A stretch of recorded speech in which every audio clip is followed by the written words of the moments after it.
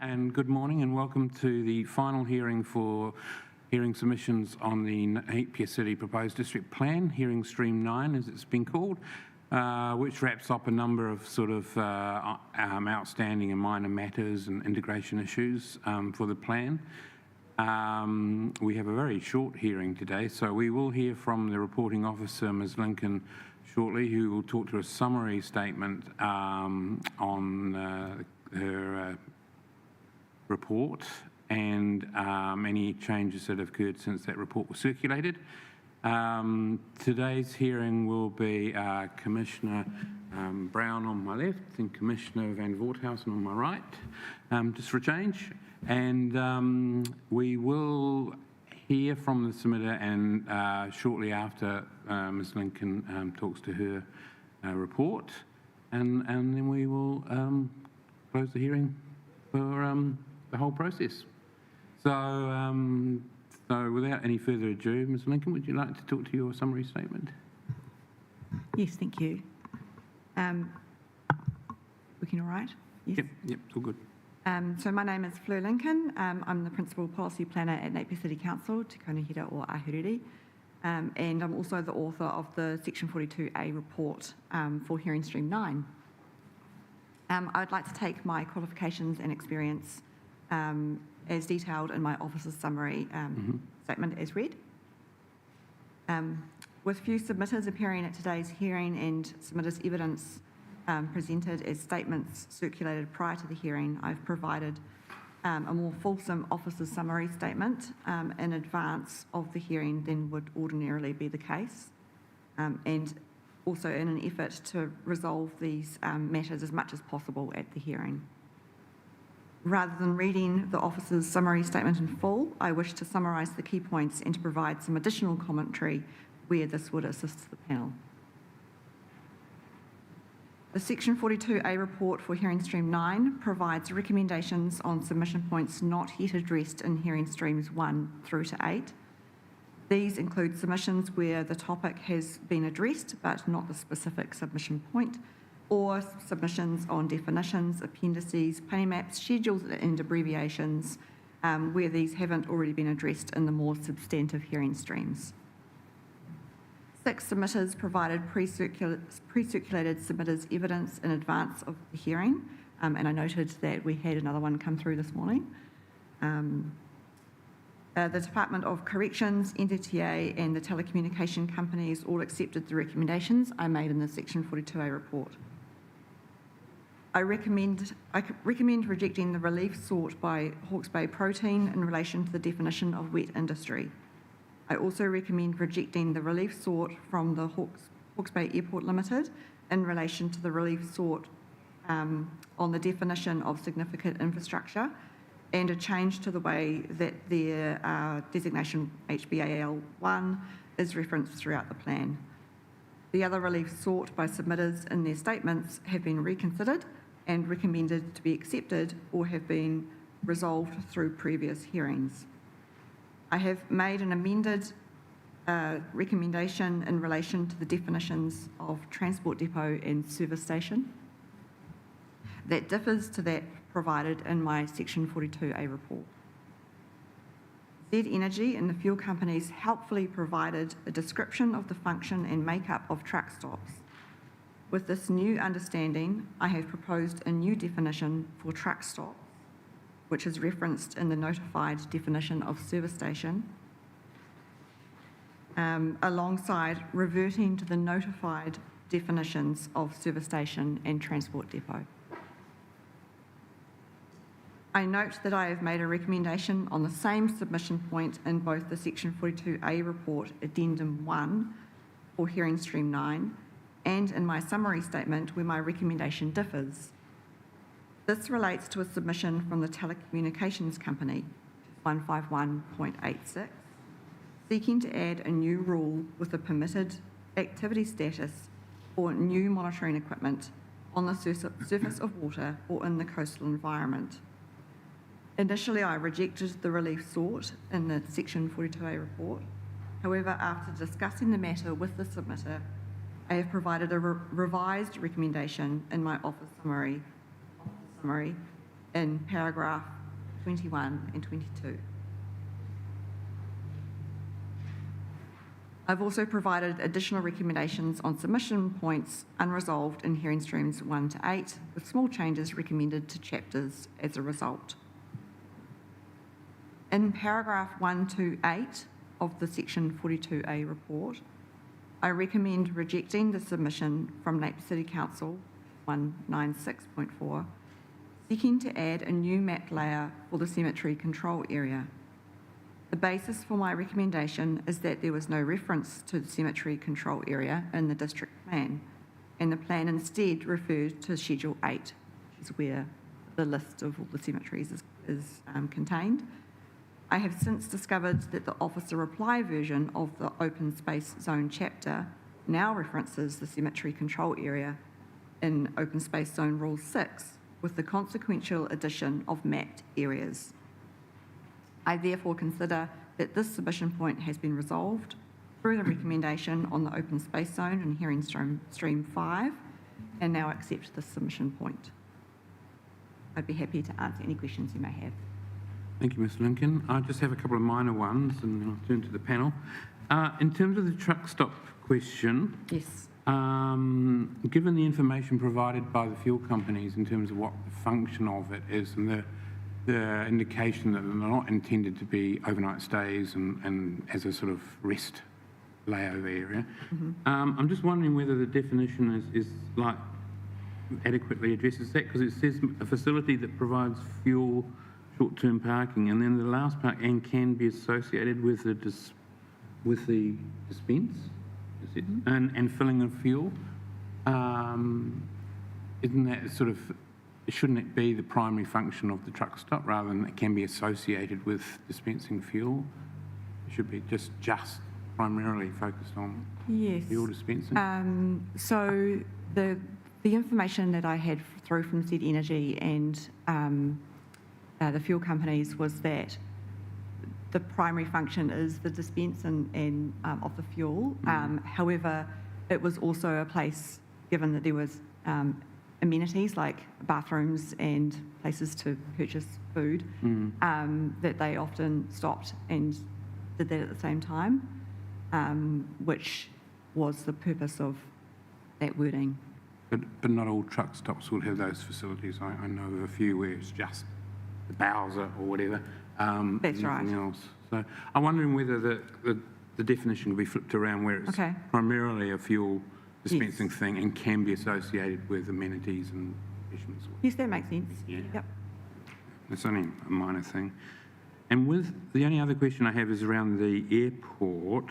So you're still recommending not having in the definition of significant infrastructure, not deleting the limitation to the airport's operational requirements? You still want to retain it? Correct. That was in line with the previous hearing stream recommendation, and the actual inclusion of that was done in error. I had thought it hadn't been resolved, but actually going back and looking at it, it had been resolved already. So I was just trying to understand the main concern you have with deleting it in terms of how it would affect the definition. Let me just find where I've written that. I mean, I can infer that the concern may be that it would enable a whole heap of activities that are not strictly primary to the Yes. airport operations. Yes, I do recall that that was the reason. I'm just trying to find where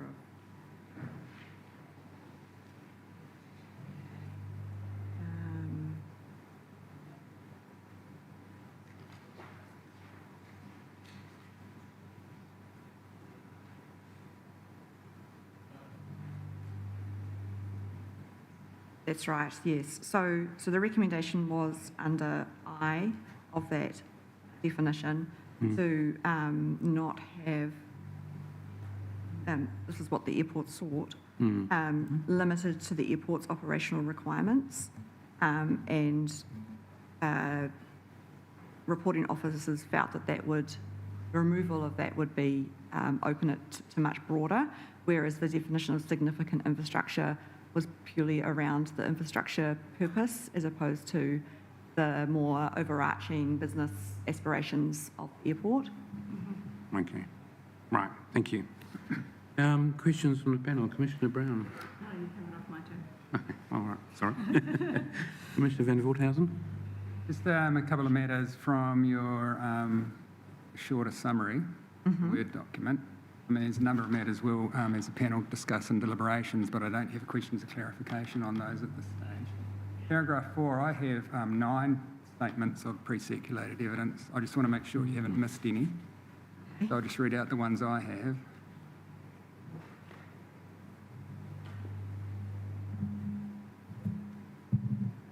Fine.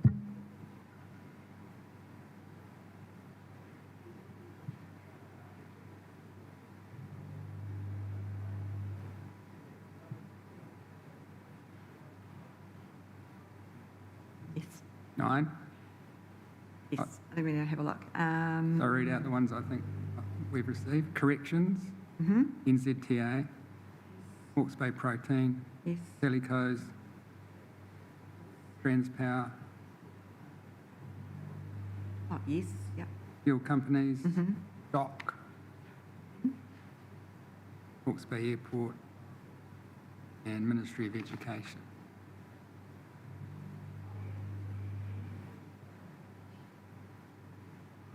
Three. yes, that's correct. Okay, so you got all of them. Yes, I had read them all. Apologies for that. That's right. I just had some further questions on the airport issue. 2 matters. So have you got Ms Rowbotham's evidence that she, or the tabled statement?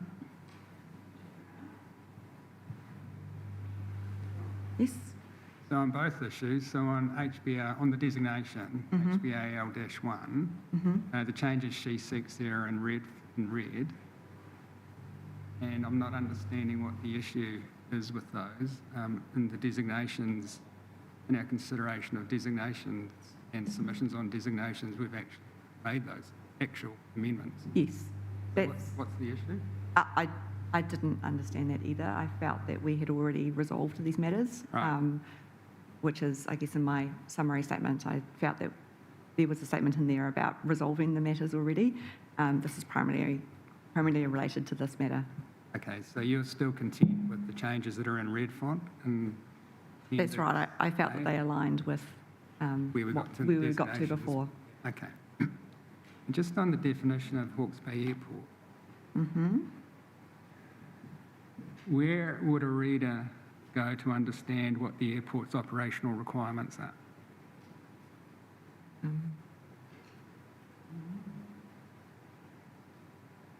You see the definition of the port company, Port Anakli below it expands on, it explains what the operational requirements are, whereas the definition for the airport doesn't. So a question in my mind would be, what does that mean? What do the operational requirements mean? Sorry, where is this referred to? Is this in the evidence? Still in Ms Rowbotham, no, I'm asking you to look at Ms Rowbotham's appendix still. Yeah. And so if you're recommending that we don't delete the words limited to the airport's operational requirements, my question to see. you is, where in the district plan would a reader go to understand what the airport's operational requirements are so that they can know what that definition meant?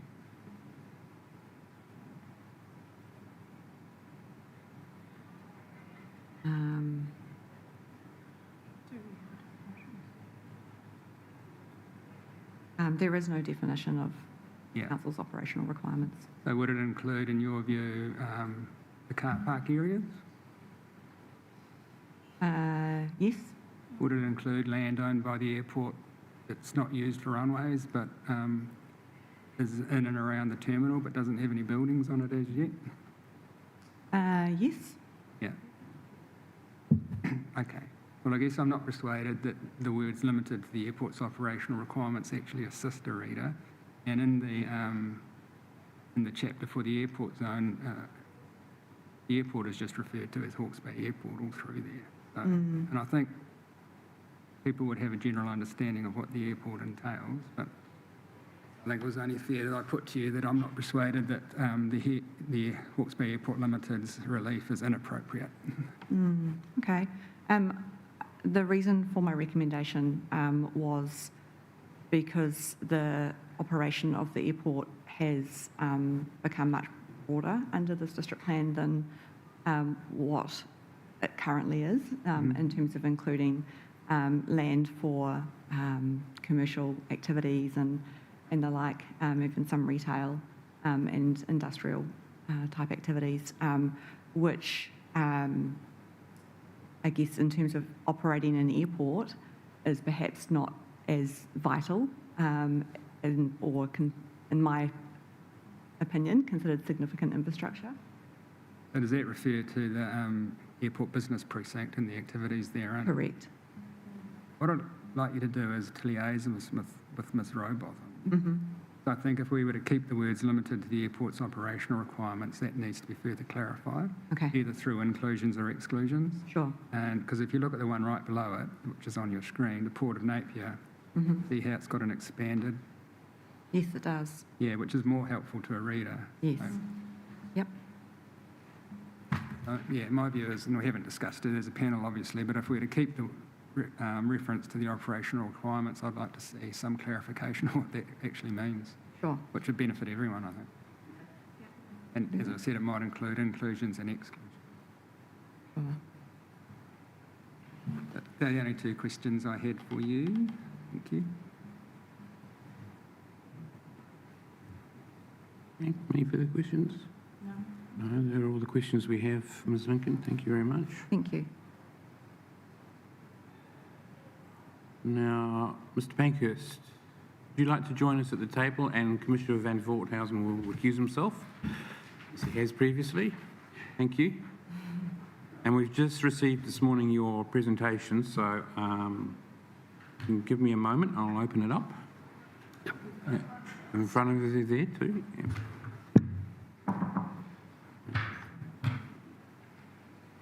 So welcome. Would you like to lead us through your presentation, Mr Pankhurst? Sure. Yeah, apologies for the late submission. Just a bit pressed for time, but I think you'll understand it's actually quite straightforward. So there's only one submission point I've made, which is about this definition of net site area. And in my job as a land development consultant, it's actually really important because we refer to it quite often in regard to minimum site sizes for subdivision. It also is very relevant to definitions of density, building coverage, landscape area, and impervious areas in district plan. So although others might just apply what they think the definition is, for us this actually becomes very, very important as a consultant for our clients. So I was a little bit unclear about the definition in the proposed district plan. And part of the definition is taken directly from the National Planning Standards. But even so, I still think it's unclear. So just going through the clauses there, A is any part of the site that provides legal access to another site. I understand that entirely. That's quite clear. Rights of way, shared access lots. Part B, any part of a rear site that provides legal access to that site. Now, my problem with this is what does legal access mean? It's just not clear to me. And part C is similar. This is point C is one that's been added by council into the proposed district plan that's not part of the planning standards. And again, I'm just unclear, what does this really mean? Any part of the site used for access? It's just too vague, in my view. Point D is taken directly from the planning standards as well. So I just put on the screen there a fairly common issue where you have sort of splayed boundaries like that. You know, where is the access start and finish, or legal access as is referred to in the plan. There's many other examples that are similar to that. that pose a problem too. Sorry, could you go back to that and just lead us through what the question is visually? On the- Well, lot 38 and 40, for instance, they've got legal frontage to the cul-de-sac head. They've obviously got a driveway that goes to a dwelling. So what is the legal access to the site? I mean, is the whole site just a net site area, the whole site? Or is a narrow part of the sort of entrance strip, for instance, lot 38 has a sort of narrow, start point for access, and then it sort of splays out to the body of the site? Where does the legal access finish and start? Well, it's quite clear where it starts, the cul-de-sac head, but how far does it go? So how do I calculate a net site area based on the definition in the proposed district plan? I'm not sure.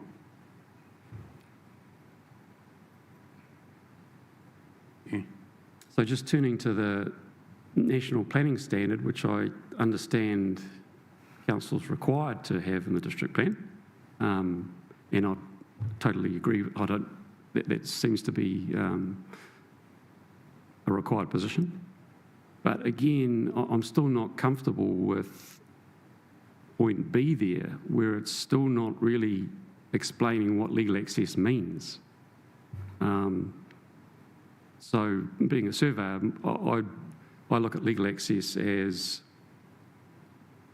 the legal point at which a site has access to a legal road. If it's a right-of-way, then that is a legal access that is extended past the road into the site. If it's an access lot, it's the same scenario, but other than that, I consider that legal access starts actually at the road boundary. But obviously, the terminology used here is a little bit different. I would prefer to use the term entrance strip to actually indicate that it's something that's different from the body of the lot. So just going back to the operative district plan has the definition on the screen now, which is quite simplistic, but in actual fact, we haven't had a lot of problem with that in the past. It's actually reasonably clear that the entrance strip is until the site becomes a width of 6 metres or more. And we haven't had a lot of arguments with council planners about, that definition. The only thing is it doesn't really say anything about shared access rights of way, but I think it's just common knowledge. We all accept that they are not part of the net site area, so it just hasn't caused a problem. And then I just went on a bit of a journey looking at other councils and what they've done in their existing district plans, and I provided the panel with a PDF as well of all these definitions, including a couple more that aren't in this presentation.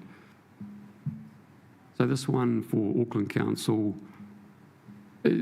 as I say in my bottom paragraph there, it does take a similar approach to Napier in that it gives a width above which it is excluded from the access to the site. So that's 7.5 metre wide, a little bit wider than the Napier version, but at least they are defining the strip in some way, which I like.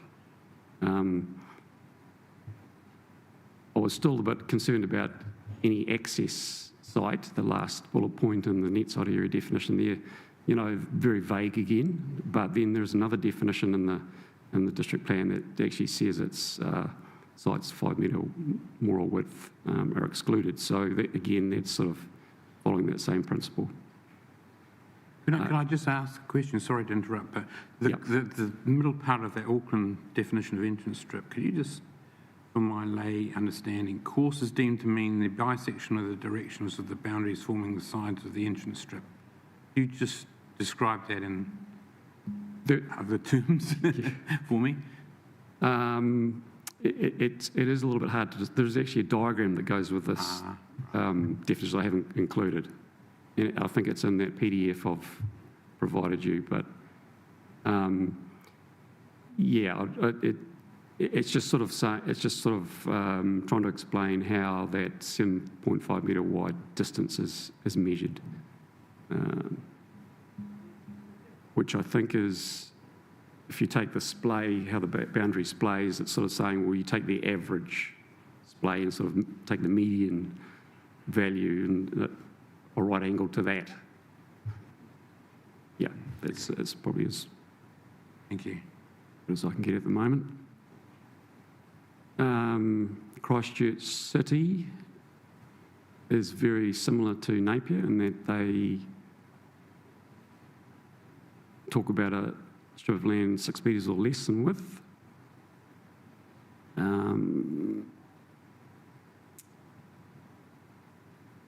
Very similar to Napier without the diagram.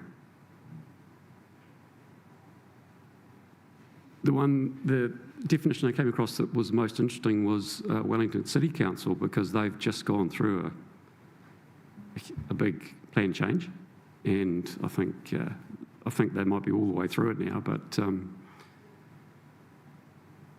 so they followed the net site area definition in the National Planning Standard, but they have then gone on to have these two other definitions, one for access and one for access strip. So the definition for access has three bullet points there. I think there's a little bit of overlap here because access allotment and right-of-way are,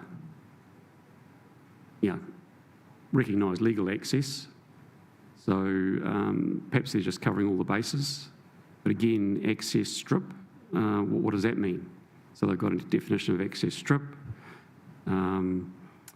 Access legal area defined by a legal instrument, providing or intended to provide access to a site. That sounds good.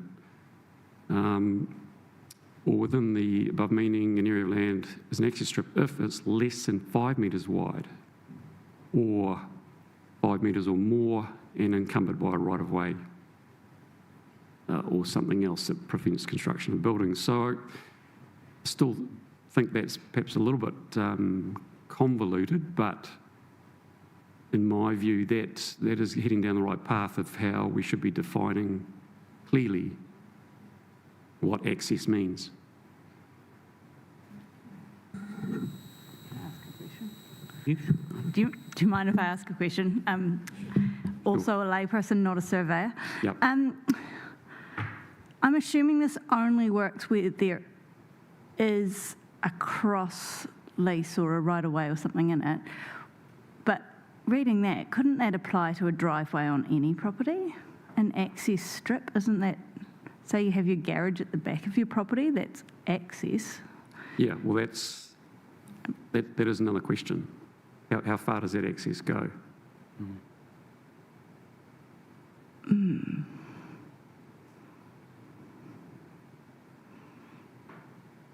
Any part? I guess it's the same with any definition. I mean, none of these definitions have said, it doesn't include the manoeuvring area in front of your garage to your house or, of an individual property. And then just interested in sort of why this is important. Do you use the net site area in terms of valuing properties? Is that something to compare? Well, primarily in determining whether a site can be subdivided, because a lot of zones have minimum net site areas Okay. per site, and then also assessing landscape area, impervious areas, density, refer back to the net site area definition. Okay. So that's why I think this is quite important.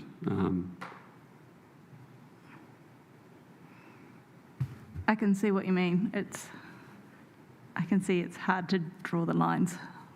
Yes.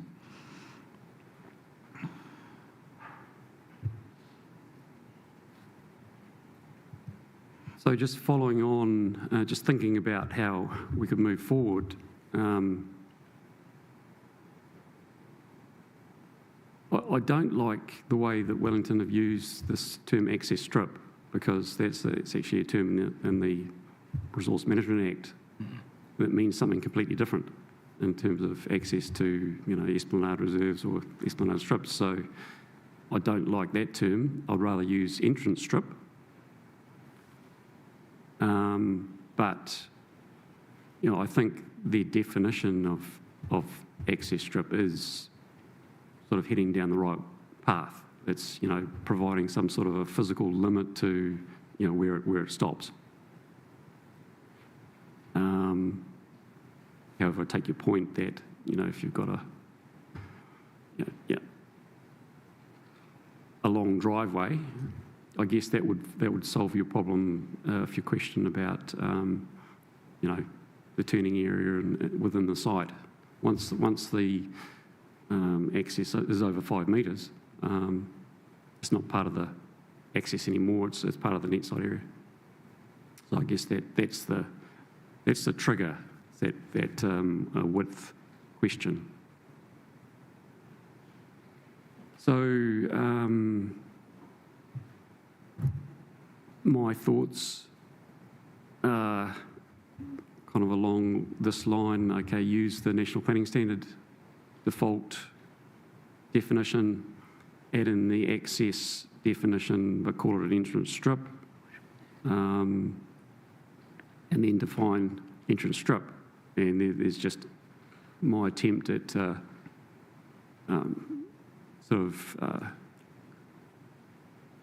compressing the Wellington version into something hopefully simpler and understandable. I'm sure this won't cover all possible scenarios, but I think it will at least give a bit more clarity to the people reading the plan. And that's my submission. Happy to take any questions. Okay, thank you. Just one question. It's been very clear, and it's useful seeing examples. So there's no district plan in the country that has a good working definition. I know you show us a couple of examples there and point out some of the flaws in them, but like for instance the Hastings definition. That's actually in that PDF I sent you, but it is quite complicated. Right. And I think that resulted partly from a district plan change at Ocean Beach that sort of made them think quite carefully about rights of way in rural zones and a few other matters. So, yeah, I wouldn't recommend going down that path, personally. Mm-hmm. Literally, yes. I did see another one from Hamilton City that seemed very convoluted and complex as well.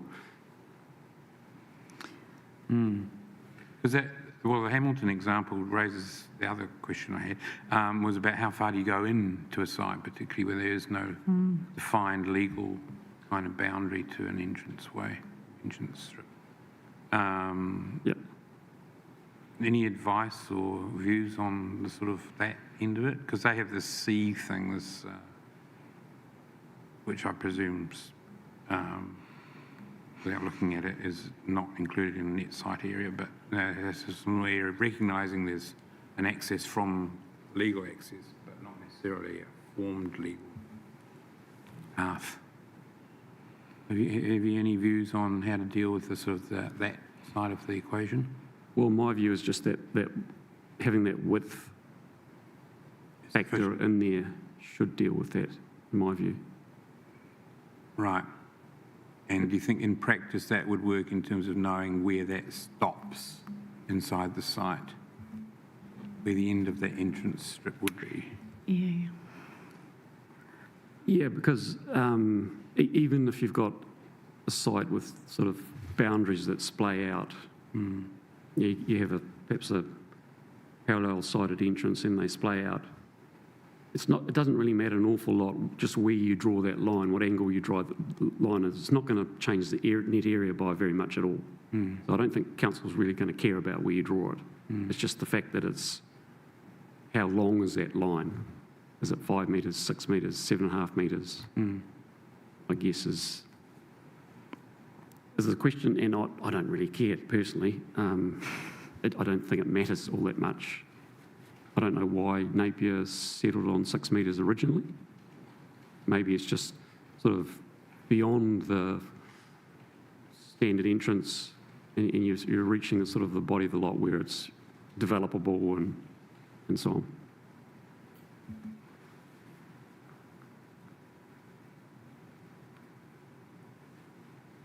Okay, and I suppose another dimension to this is the definition needs to ignore what's on the ground in terms of concrete on the ground, in terms of any formed driveways and things which could vary considerably. It needs to be a sort of theoretical, almost spatial element, but one that can be defined by both an applicant and the council quite readily.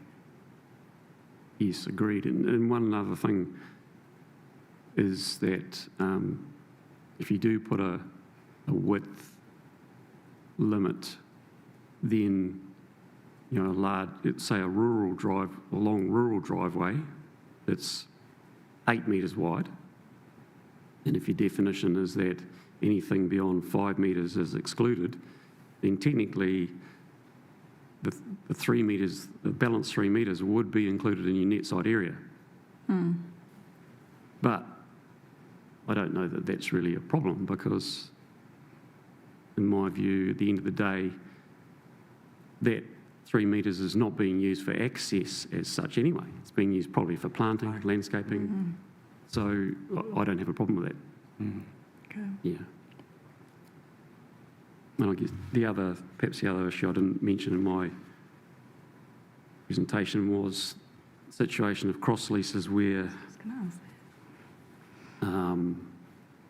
we've got a lot of cross leases in Hawke's Bay that have no restrictive use areas at all. They're just, a flat, several flats on a site, and the balance is all just technically common area. So, how do you define? Generally, they're developed. So you've got driveways, fences that kind of naturally show you where the site is and where the access is. So I sort of see them as special cases that sort of look after themselves because of the physical situation on site. It's clear sort of what's happening. Hopefully council would sort of see the similar way. So the definition would still have to address those situations as well, ideally? Yes, and that's where... It gets really complicated. How complicated do you want to get it? And maybe that's where the Wellington version, they were trying to encompass that by saying prevents the construction of buildings. So, an area that's being used for manoeuvring or access can't be used for building. Right. Okay, Commissioner Brown. Yeah, thank you. I was going to ask about the cross lease because you've got it in the Hastings one there. Yep. But if this definition is primarily used for whether a property can be subdivided or not, would it be normal that a property that has already got cross lease in it has already been subdivided, and if it was going to be subdivided more, probably one landowner would have tried to gather up those bits of land? Or would it, I suppose, is it a real likely situation that something that's already been subdivided, already has a cross lease, would look to be re-subdivided? Probably with most existing cross leases, what we'd be doing is actually freeholding them. Yeah. So really converting it into a freehold situation with easements and rights of way. And in that situation, we always, follow either the cross-lease restrictive use boundaries as best we can, or if there aren't any, what's physically on site. And I think I may have even submitted in earlier stream hearings that I think council could make that process a lot easier than it is at the moment, Okay, but that's another another topic. story. And sorry, a final question from me anyway, until another question is asked. The National Planning Standard definition, so you see there's some basic issues with applying that verbatim without some sort of provisos or further Yes. detail. In my view, yes. And you've given us examples where a plan has defined, for instance, separately legal access so that they're not mucking around with the actual definition in the National Planning Standards, but they're coming in underneath to sort of expand it and clarify. And that's, in your view, the preferred approach to addressing the issue that you raised?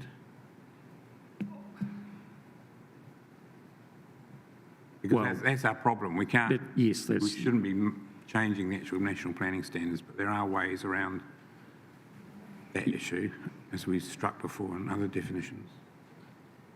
yes, I think that's the way it has to happen, because I mean, to just hold the National Planning Standard definition, I think will be a poor decision. Yep. Any further questions? Oh, just one really layperson one is rear site. Is that a really common definition for in subdividing? Is that the technical term? Rear site? Yeah, so your front site, corner site, rear site, and through site in one of your. Is there no other name for something that's? I think it's more a planning term, actually. It's not really a surveying term. Because, you know, a rear site requires a legal access. Yeah. And normally there's engineering code restrictions on how narrow that can be. So I guess it's just trying to establish, is that site got access directly from the road or down an access strip? Yeah, you're getting into... Yeah. I suppose I'm thinking about some of the sites that only have pedestrian entrances on the hill, and, Yeah. you know, Wellington must have some really curly ones, but, yeah, I just, no, that's cool. It's more for interest. Okay. Cool. Thank you. Thank you, Mr. Pankhurst. Right. It was Thank you. very helpful. And if I could just turn to the officer, I think it would be worthwhile addressing this in more detail through the reply report. Our assistance, thank you. Okay, thank you very Right. much. Thank you. Unless there's any other further matters, we will draw this hearing to an end, marking the end of the hearings for the proposed district plan and submission. So very briefly, if Commissioner Van Voorthuizen returns, because he may want to add his own words, I just want to thank everyone involved. I know the district plan hearing process is a real marathon, and it's a real grind in terms of getting things done quickly within very short timeframes, and more importantly, responding to issues as they occur, as they inevitably occur through a plan hearing, and responding collaboratively wherever you can in terms of working with submitters or other advisors to try and sort of resolve outstanding issues. And I think a huge achievement has occurred because of that work that's been undertaken over the last year or more. So I acknowledge that, and I'm sure the panel members do as well. We are in a lot different space now than we were a year ago in terms of addressing all the issues raised by submissions. So I'd also like to thank all the submitters and their advisors as well. They've also been pretty collaborative and helpful, providing us not just with criticisms but with constructive suggestions as well that can get taken away and chewed over by the council officers who come back to us through reply. So I'd like to thank everybody, and I'd like also to thank the panel too. You've been great to work with. Thank you very much, and to the panel members not here today as well. They've been very, very helpful and valuable in the whole process. We haven't finished yet. We've still got some further deliberations to go, but we're getting there. So without any further ado, would the commissioners like to come in? That's fine, you've covered it all, thank All you. right, thank you. Anything? I'll just thank you to you for chairing us through all these hearings, and only one commissioner was hurt in the process, so Ms. Hand? thank you to you too. Okay, thank you very much. And with that, I'll bring the hearing to an end. So thank you, everyone.